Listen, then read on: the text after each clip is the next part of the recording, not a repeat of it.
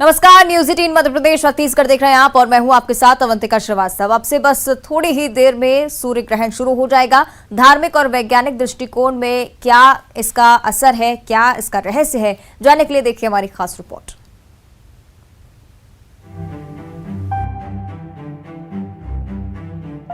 इस बार दीपावली पर्व के एक दिन बाद कार्तिक मास के कृष्ण पक्ष की अमावस्या तिथि खंडग्रास सूर्य ग्रहण का योग है और ये योग बहुत पुण्यशाली है।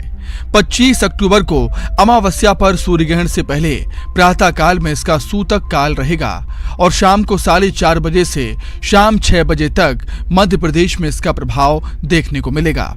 इस बार दीपावली पर्व के पास ही सूर्य ग्रहण के योग बने हैं। ऐसा माना गया है कि किसी पर्व पर या उसके आसपास अगर सूर्य ग्रहण रहता है तो पर्व अधिक पुण्यशाली हो जाता है। सूर्य ग्रहण साल भर में 2 बार देखा जाता है। त्योहारों के समय सूर्य ग्रहण आता है तो त्योहार का 3 गुना अधिक पुण्य लाभ मिलता है, लेकिन गर्भवती महिलाएं और आम जन के लिए इसकी किरणें नुकसानदायक भी साबित होती हैं। इसीलिए खास ध्यान रखना चाहिए।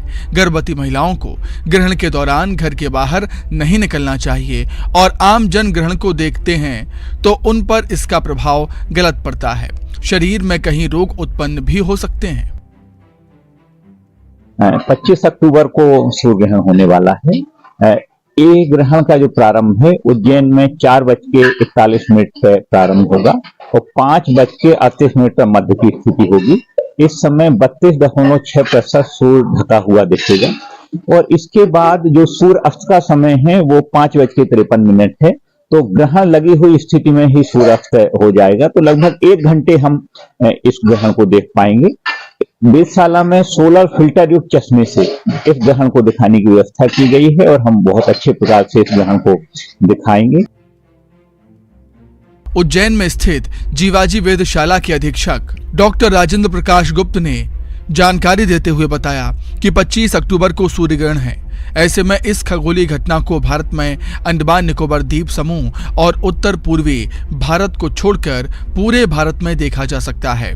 भारत में सूर्य ग्रहण की शुरुआत उत्तर पश्चिम से दक्षिण पश्चिम की ओर चलने पर शाम 4:20 से शाम 5:30 बजे के मध्य होगी। बात अगर मध्य प्रदेश की करें तो 4:35 से 4:50 के मध्य स्थान की स्थिति के अनुसार होगी और बात भोपाल और उज्जैन की करें तो भोपाल में 4:42 पर ग्रहण की शुरुआत होगी।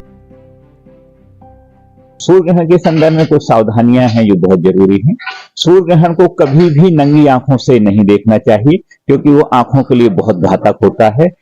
कुछ लोग पोलराइज चश्मा है, एक्सरे फिल्म है, वेल्डिंग ग्लास है और अन्य कुछ साधनों से देखने का प्रयास करते हैं। बिल्कुल ना देखें क्योंकि इससे आपको रेटिना डैमेज हो सकती है, नुकसान हो सकता है, आपको धुंधला देखना होगा। तो जब तक कोई सुरक्षित फिल्टर नहीं है बिना उसके आप सूर्य ग्रहण को बिल्कुल नहीं देखें। दरअसल आंशिक सूर्य ग्रहण तब होता है जब चंद्रमा पृथ्वी और सूर्य के आंशिक रूप में आता है, जिससे पृथ्वी के स्थान विशेष से देखने पर सूर्य का आधा भाग ही नजर आता है। उसे आंशिक सूर्य ग्रहण कहते हैं। वैज्ञानिक दृष्टिकोण से ग्रहण का लगना एक खगोलीय घटनाक्रम है जब चंद्रमा पृथ्वी और सूर्य के मध्य होकर गुजरता है। Bureau report, news 18 Madhya Pradesh Chhattisgarh. चलिए तो सबसे पहले समझते हैं कि सूर्य ग्रहण को लेकर धार्मिक मान्यताएं क्या है। धार्मिक ग्रंथों के मुताबिक सूर्य ग्रहण राहु और केतु के चलते होता है। ज्योतिष में राहु केतु को ग्रह नहीं माना जाता है। धार्मिक मान्यताओं के अनुसार ग्रहण का संबंध समुद्र मंथन से है। समुद्र मंथन से अमृत निकला था और अमृत को दैत्य राहु ने छिपकर पी लिया था। तो राहु की जो हरकत है उसको लेकर सूर्य और चंद्रमा उसे ऑब्जर्व कर रहे थे, उसे देख रहे थे और इसी से कुपित होकर राहुल इन्हें निगल लेता है। साथ ही ग्रहण के वैज्ञानिक कारण को भी जानना बेहद जरूरी है। समझते हैं कि क्यों लगता है सूर्य ग्रहण और क्या इसके पीछे वजह रहती है। ग्रहण का लगना एक खगोलीय घटना होती है। जब पृथ्वी और सूर्य के बीच से चंद्रमा गुजरता है तब पृथ्वी से देखने पर सूर्य ग्रहण दिखता है, यानी कि सूर्य का बिंब ढका हुआ दिखता है। तो ये घटना सूर्य ग्रहण कहलाई जाती है और सूर्य ग्रहण पूर्ण या आंशिक तौर पर दिख सकता है। सूर्य ग्रहण केवल अमावस्या को ही लगता है। सूर्य ग्रहण आखिर लगता क्यों है, इस बारे में भी आपको जानकारी दे देते हैं। चंद्रमा पृथ्वी के ठीक पीछे चला जाता है और सूर्य, पृथ्वी और चंद्रमा जब एक सीध में आ जाते हैं तब चंद्र ग्रहण लगता है। तो चंद्र ग्रहण केवल पूर्णिमा को ही लग सकता है। साथ ही ये जानकारी तो हमने आपको दे दी कि आखिर क्यों सूर्य ग्रहण लगता है, इसके पीछे क्या कुछ वजह रही। लेकिन सूर्य ग्रहण को लेकर कई सारी धार्मिक मान्यताएं भी हैं, यानी कि सूर्य ग्रहण जब होता है तब तमाम ऐसी सावधानियां अपनाना बहुत ज्यादा जरूरी हो जाता है। तो कई बार इस तरह की चीजें सामने आती हैं और आज भी इसी तरह से लोग तमाम सावधानियों का पालन कर रहे हैं।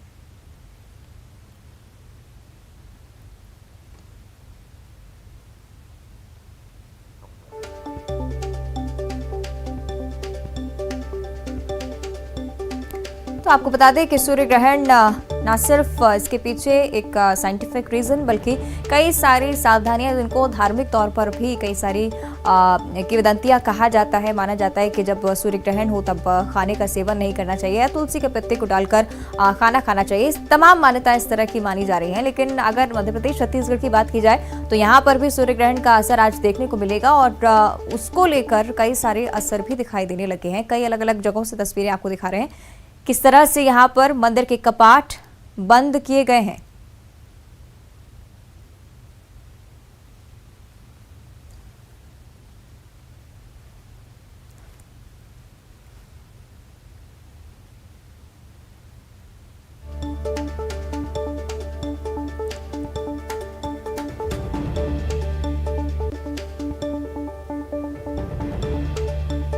चलिए, तो सूर्य ग्रहण को लेकर कई सारे महत्व, कई सारी किंवदंतियां, जिसको लेकर अब हम जानकारी लेंगे और आगे भी आपको लगातार हम जानकारी देते रहेंगे। लेकिन फिलहाल ये 4 तस्वीरें देखिए किस तरह से रायपुर, मुंगेली, कोंडागांव और बिलासपुर में सूर्य ग्रहण का असर देखा जाने लगा है, क्योंकि तमाम जो मंदिर हैं वहां पर कपाट बंद हैं और तमाम तैयारियां भी इसको लेकर पूरी कर ली गई हैं, क्योंकि सूर्य ग्रहण को लेकर खास तौर पर असर देखने को मिलता है। आपको बता दें कि इसको लेकर कई सारी मान्यता है, जिसके बारे में हम जानकारी लेंगे। सहयोगी प्रतीक हमारे साथ लाइव जुड़े हुए हैं। प्रतीक, निश्चित तौर पर कई सारी मान्यताएं, कई सारी सावधानियां जिसको बरता जाता है जब भी सूर्य ग्रहण होता है, क्या कुछ महत्व इसका विस्तार से समझाइए। देखिए, बेहद आध्यात्मिक महत्व सूर्य ग्रहण का अमूमन माना जाता है और अमूमन कोई सा भी ग्रहण अगर पड़ता है तो उसका कहीं ना कहीं महत्व तो होता ही है। अब इस पूरे मसले पर हमारे साथ बातचीत के लिए पंडित राहुल दीक्षित जी, जो कि ज्योतिषाचार्य हैं, वो जुड़े हुए हैं। राहुल जी, हमारा आपसे सवाल है, जो कि साल का ये अंतिम सूर्य ग्रहण है और दीपावली के दूसरे दिन पड़ रहा है, क्या मान्यताएं ग्रहण को लेकर के रहती है और आप अभी पूजन पाठ में लगे हुए हैं, किस प्रकार का पाठ करना चाहिए आम लोगों को भी? नमः शिवाय, जय जय केदारनाथ।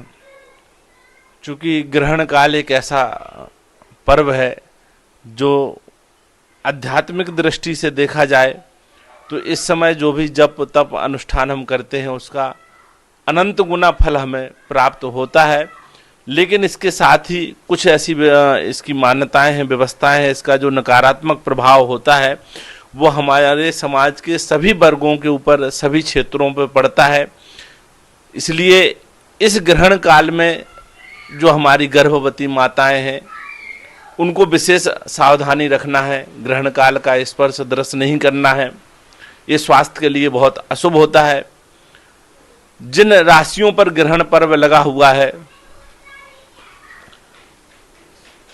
जिन राशियों पर ग्रहण पर्व लगा हुआ है उन राशियों, जैसे तुला राशि पर ग्रहण इस वर्ष पड़ रहा है तो तुला राशि वालों के लिए यह बहुत अशुभ होगा। बाकी शेष राशियों के लिए अलग अलग जो है उसके चरण अनुसार उसका फल प्राप्त होगा।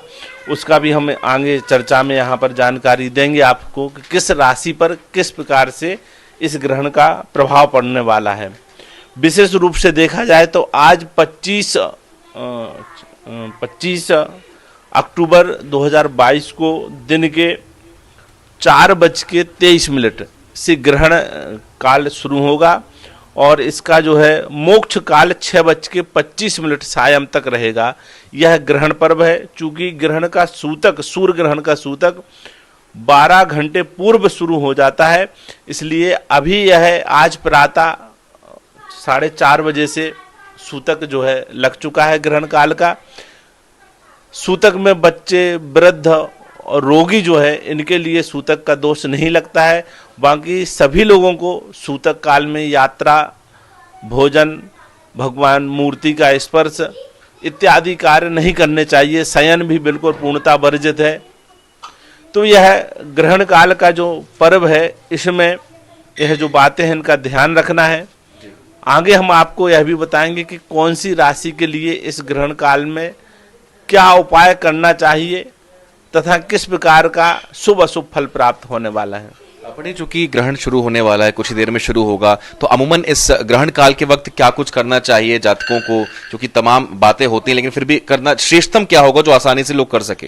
बिल्कुल, देखिए ग्रहण काल में यदि सामूहिक तौर पे सभी के लिए एक उपाय मैं बताऊं तो आप इस ग्रहण काल में भगवान का संकीर्तन करिए, अपना जो गुरु मंत्र है उसका जप करिए, जो आपके आराध्य देव हैं उनका मंत्र आप जप करें तो यह आपके सभी कष्टों से, दुखों से निराकरण करके आपको निवृत्ति देगा। और साथ ही यह जो ग्रहण काल है, इस ग्रहण काल में यदि आपकी विशेष कोई अभिलाषा है, विशेष आपकी मनोकामना है, तो उसकी सिद्धि के लिए आप अपने इष्ट की आराधना इस समय कर सकते हैं। हमारे मत अनुसार यदि ग्रहण काल में यह जो ग्रहण पड़ रहा है अमावस्या में सूर्य ग्रहण, इसमें आप श्री हनुमान जी महाराज जी की साधना करते हैं तो शीघ्र सिद्धि प्रदान होती है। आप विषम संख्या में हनुमान चालीसा का पाठ 3, 1, 3, 5, 7, 11 या 108 संख्या में कर लें। जो राजनीतिक क्षेत्रों में लोग हैं वह बजरंग बाण का पाठ करें और राजनीतिक सफलता प्राप्त होगी। जो लोग अस्वस्थ हैं या उनके परिवार में किसी न किसी को कोई बीमारी परेशानी लगी रहती है, वह सभी लोग ओम घृणी सूर्याय नमः सूर्य के बीज मंत्र का जप कर लें तो वह लोग स्वस्थ हो जाएंगे, उनकी सभी परेशानियां दूर हो जाएंगी। क्योंकि नर्मदा तट गौरी घाट के नजदीक महाराज जी लगा हुआ है संस्कार धानी जबलपुर, ऐसे में क्या जो पवित्र नदियां हैं वहां स्नान दान करने से भी कुछ पुण्य लाभ अर्जित होगा जब ग्रहण काल शुरू होता है? देखिए, ग्रहण काल के पूर्व आप स्नान करके अपना जो अनुष्ठान है वह संपादित करिए, मंत्र जप करिए और ग्रहण काल समाप्त होने के बाद, मोक्ष होने के उपरांत स्नान, तीर्थ स्नान में जाके स्नान करते तो बहुत शुभ है, वहाँ स्नान करिए। स्नान करने के बाद में वैदिक ब्राह्मणों को ग्रहण पर्व में दान देने का बहुत महत्व है। आपको जो है अनेकों जन्मों के जो पाप हैं, ग्रहण काल के उपरांत ब्राह्मणों को दान देने से उस पाप से मुक्ति हो जाती है। इसलिए स्नान करें, स्नान के उपरांत ब्राह्मणों को यथाशक्ति अन्न दान, वस्त्र दान, द्रव्य दान करें और इसके उपरांत दीप दान करें, जिससे आपके सारे कष्ट दूर हो जाएंगे। अपनी जैसे कि आपने बताया तुला राशि के लिए कहीं ना कहीं ये कष्टदायक है, और कौन कौन सी राशियां जिससे प्रभाव ये डाल रहा है और किन किन राशियों के लिए कम से कम जो चिंतित वो ना उन जातकों को चिंतित ना होना चाहिए? यह ग्रहण काल जो है तुला राशि स्वाति नक्षत्र पर लग रहा है तो तुला राशि वालों के लिए विशेष अशुभ है। तुला राशि वाले यह ग्रहण पर्व ना देखें, उसका दर्शन ना करें और जो ग्रहण पर्व है उसमें साधना करें। साथ ही इसके साथ देखा जाए तो मेष, मिथुन, कन्या और कुंभ राशि वालों के लिए एक ग्रहण पर्व मध्यम रहेगा। वृष, सिंह, धनु और मकर राशि वालों के लिए यह ग्रहण काल शुभ है। कर्क, वृश्चिक, मीन राशि वालों के लिए ग्रहण बहुत अशुभ है। कर्क, वृश्चिक और मीन राशि वालों के लिए यह ग्रहण पर्व अशुभ है। तो जिन राशियों के लिए अशुभ है वह इस ग्रहण पर्व में साधना जप दान करके इससे निवृत्ति, इस ग्रहण काल के अशुभ प्रभाव से निवृत्ति पा सकते हैं। और जिन लोगों के लिए शुभ है वह ग्रहण काल देख सकते हैं, दर्शन कर सकते हैं। पर यह एक ऐसा सिद्ध मुहूर्त है, सिद्ध समय होता है कि इस समय हम जो भी जप तप अनुष्ठान करते हैं वह अक्षुण्ण हो जाते हैं, उसका प्रभाव कभी नष्ट नहीं होता। पर यदि इस समय गलती से भी कोई पाप हो जाए, कोई गलती हो जाए, कोई त्रुटि हो जाए तो वो भी अक्षुण्ण हो जाता है। इसलिए ग्रहण काल में, सूतक काल में बहुत ही सावधानी पूर्वक मन, विचार, वाणी को शुद्ध रखते हुए भगवान का संकीर्तन करना चाहिए, अपने गुरु मंत्र का जप करना चाहिए, अनुष्ठान करना चाहिए, जिससे कोई पाप आपके मन में ना आए और जो आप अनुष्ठान करें वह आपके लिए आजीवन पर्यंत शुभ फल प्रदान करे। पंडित जी, अमूमन जब ये ग्रहण पड़ते हैं तो इसका वैज्ञानिक और आध्यात्मिक दोनों महत्व कहा जाता है। क्या इस ग्रहण का असर राजनीतिक परिदृश्य में वैश्विक स्तर पे या किस प्रकार से पड़ता है, किस तरीके से समझे हम इसे? देखिए, यह जो ग्रहण पर्व है इस वर्ष का पहला सूर्य ग्रहण है, पूर्ण सूर्य ग्रहण है। आदित्य ग्रहण तो थे, इसके उपरांत पूर्णमासी को चंद्र ग्रहण भी लगने जा रहा है। यह जो ग्रहण है तुला राशि में लग रहा है। तुला राशि व्यापारिक वर्ग की राशि होती है, तो यह ग्रहण का प्रभाव ज्यादातर जो व्यापारी वर्ग है, जो हमारा बाजार है, इस क्षेत्रों में इसका नकारात्मक प्रभाव देखने मिलेगा। महंगाई बढ़ेगी, व्यापारिक अस्थिरता आएगी, आर्थिक जो है कि अस्थिरता बनी रहेगी तुला राशि में लगने के कारण। यदि इसको हम राजनीतिक दृष्टिकोण से देखा जाए तो राजनीतिक दृष्टिकोण में यह थोड़ा बहुत व्यापारिक हलचल उठापटक होने के कारण राजनीतिक इसमें प्रभाव भी पड़ेगा, पर यह ग्रहण काल राजनीतिक वर्ग के लिए ज़्यादा शुभ नहीं है, शुभ कहा जाएगा। शासकीय क्षेत्र में कार्यरत लोगों के लिए भी यह ग्रहण काल शुभ है, और जो लोग विदेशी प्रवास में हैं, यात्रा करते हैं, उन लोगों के लिए थोड़ा सा कुछ न कुछ परेशानियां, असुविधाएं, स्वास्थ्य संबंधित परेशानियां इस ग्रहण काल के कारण आएंगी। चंद सवाल और चुपके आप अनुष्ठान में लगे हुए हैं। जो गर्भवती महिलाएं होती हैं, जो बुजुर्ग हैं, जो अमूमन शायद परहेज ना कर पाए, उनके लिए क्या सलाह आप देंगे, क्या उन्हें करना चाहिए? देखिए, गर्भवती महिलाओं के लिए तो बहुत ही सावधानी का विषय है। उनको तो जो नियम है उसका पालन अवश्य करना चाहिए। आप यह दृश्य ना देखें, अपने जो है उदर के ऊपर गौलेपन करें और एकांत में बैठ करके अपने गुरु मंत्र, इष्ट मंत्र का जप करें। यह आपको करना चाहिए। इससे जो गर्भस्थ शिशु है उसके ऊपर किसी भी प्रकार का नकारात्मक प्रभाव नहीं पड़ेगा। पर जो बालक हैं, वृद्ध हैं, रोगी हैं, इनको ग्रहण काल में सूतक का प्रभाव से ज़्यादा दोष नहीं लगता है। यह अपनी सुविधा के अनुसार औषधि, भोजन इत्यादि का सेवन कर सकते हैं। पर ग्रहण का जो पर्व है उसमें सभी को जो है अन्न त्याग करना चाहिए, भोजन नहीं करना चाहिए, सहन नहीं करना चाहिए, सोना नहीं है, यात्रा नहीं करना चाहिए, मूर्ति स्पर्श नहीं करना चाहिए, असत्य भाषण इत्यादि ना करें, और उस समय भगवान का संकीर्तन सभी लोग करें।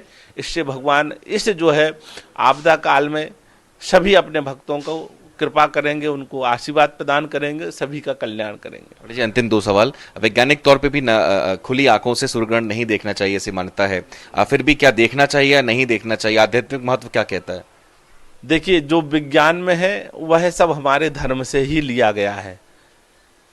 ये तो पिंडे तत् ब्रह्मांडे, जो कुछ भी ब्रह्मांड में है वो सब शरीर में है, और जो शरीर में है वो ब्रह्मांड में व्याप्त है। तो ब्रह्मांड की सारी जो आविष्कार हैं, जो लोगों ने जानकारियां अपने शोध से प्राप्त की हैं, वो सब कुछ जो है कि हमारे वेद पुराण शास्त्रों में निहित है। ग्रहण काल की जो गणना है, आज भी नासा इत्यादि बहुत से जो रिसर्च केंद्र हैं वह इसको पता लगाने में वर्षों लगा देते हैं, और हमारा जो गणित पद्धति है वो बड़े आसानी से ग्रहण काल की जानकारी दे देते हैं। तो इसको लेके लोग आश्चर्यचकित रहते हैं। ऐसे ही आप देखेंगे तो ज्वार भाटा आता है, उसको लेकर के भी विज्ञान शोध करते, पर आप देखेंगे तो अमावस्या में ज्वार भाटा आता है और पूर्णमासी में भाटा आता है। जल का स्तर बढ़ता घटता है, यह भी वैज्ञानिक व्यवस्था है।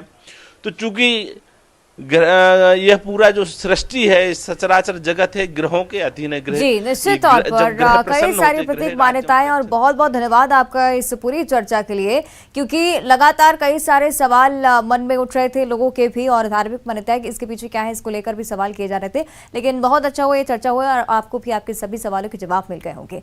चलिए, अब सूर्य ग्रहण पर अयोध्या का हम जिक्र कर लेते हैं। हनुमानगढ़ी मंदिर के पट भी बंद कर दिए गए हैं, और तस्वीर देखिए अयोध्या से सामने आई।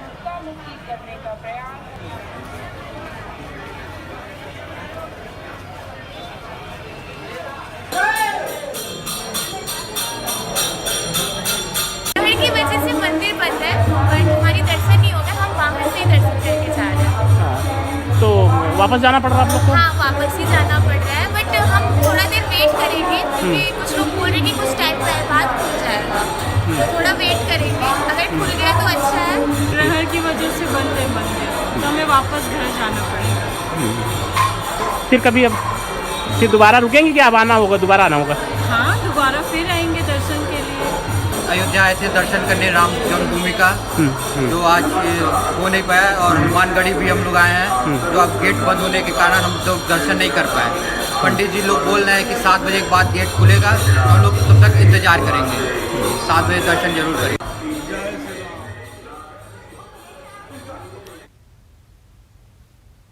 तो आज साल का आखिरी सूर्य ग्रहण है और सूर्य ग्रहण के कारण भोपाल में मंदिरों के पट बंद कर दिए गए हैं। सूर्य ग्रहण खत्म होने के बाद शुद्धिकरण कर मंदिरों के पट दोबारा से खोल दिए जाएंगे।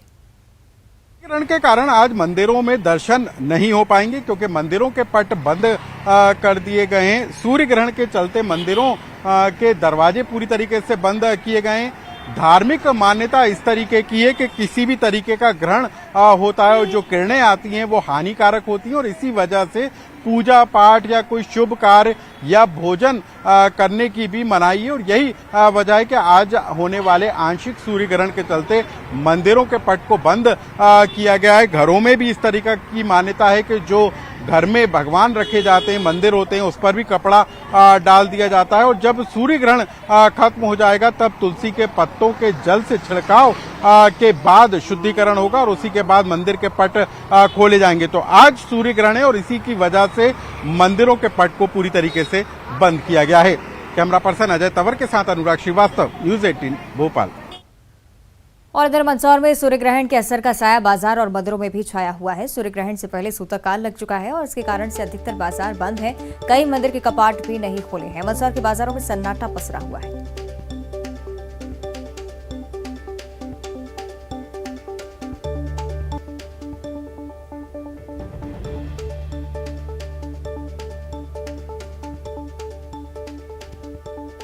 तो तस्वीरें आप देख रहे हैं मंदसौर की, जहां पर मंदिरों के साथ साथ बाजार भी बंद रखे गए हैं। कई सारी मान्यताएं जिसको देखते हुए मंदसौर के लोग जो हैं वो अब सूर्य ग्रहण के बाद ही बाजारों को खोलेंगे। मंदिरों के पट भी शुद्धिकरण के बाद ही खोले जाएंगे। तो सूतक लगने के चलते देखिए बड़ा असर सूर्य ग्रहण का मंदसौर में नजर आ रहा है। बाजार में सन्नाटा पसरा हुआ है। दीपावली का महापर्व चल रहा है और दीपावली के दूसरे दिन बाजार में रौनक रहती है, पशुपतिनाथ मंदिर में रौनक रहती है। हजारों श्रद्धालु यहाँ पर भगवान पशुपतिनाथ का आशीर्वाद लेने आते हैं, लेकिन आज दर्शन पर ग्रहण का साया है। पशुपतिनाथ महादेव मंदिर पर प्रातःकालीन जो आरती होती है, मंगला आरती, उसके बाद में भोग आरती होती है और काफी यहाँ पर रौनक रहती है, लेकिन मंदिर परिसर सुनसान पड़ा है। भगवान पशुपतिनाथ का मंगला आरती के बाद कोई अभिषेक नहीं हुआ है। केवल बाहर से जो श्रद्धालु आ रहे हैं उनके दर्शन के निमित्त मंदिर खोला गया है और कोई भी आज मूर्ति के पास नहीं जाएगा, गर्भगृह में नहीं जाएगा, उनकी पूजा अर्चना भी नहीं होगी और उनका अभिषेक भी नहीं होगा। हमारे साथ पंडित जी मौजूद है। पंडित जी, ग्रहण काल कब से शुरू हुआ और सूतक काल कब से कब तक रहेगा, क्या रहेगा आज का? आज सूर्य ग्रहण है, क्योंकि सूर्य ग्रहण लगने से 12 घंटे पहले से सूतक काल प्रारंभ हो जाता है। तो आज 4:30 बजे प्रातः से सूतक लग चुका है और शाम को 4:30 बजे ग्रहण लगेगा, जो कि 6 बजे तक रहेगा। इस दौरान भगवान पशुपतिनाथ मंदिर में प्रातः 4 बजे ब्रह्म मुहूर्त में भगवान के पट खोले गए। नित्य जो पूजा क्रिया होती है वो पूरी की गई और मंगला आरती के साथ भगवान को स्नान कराकर श्रृंगार कर दिया गया। और जैसे ही सूतक प्रारंभ हुआ सभी भक्तजन बाहर आ गए और बाहर से दर्शन की व्यवस्था की। चलिए बुलेटिन में फिलहाल इतना ही। देखते रहिए न्यूज़ 18।